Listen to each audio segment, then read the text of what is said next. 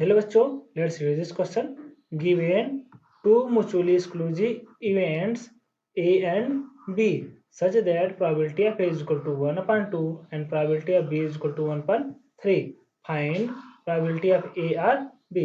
तो चलिए सबसे पहले हम लोग इस क्वेश्चन में यूज होने वाला की कंसेप्ट हम लोग डिस्कस करते हैं। तो सब हम लोग देखते हैं कि what is mutually exclusive event. तो हम लोग सबसे पहले देख लेंगे what is mutually exclusive event.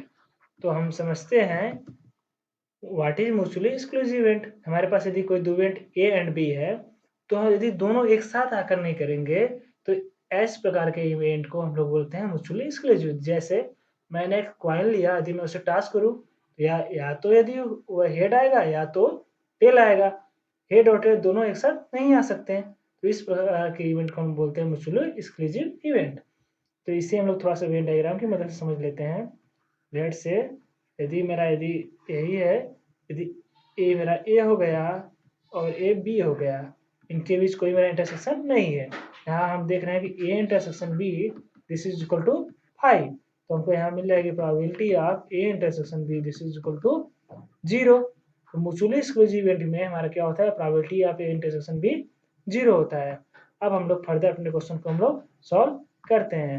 हमको गिवन है probability of A is equal to 1/2 and probability of B is equal to 1/3।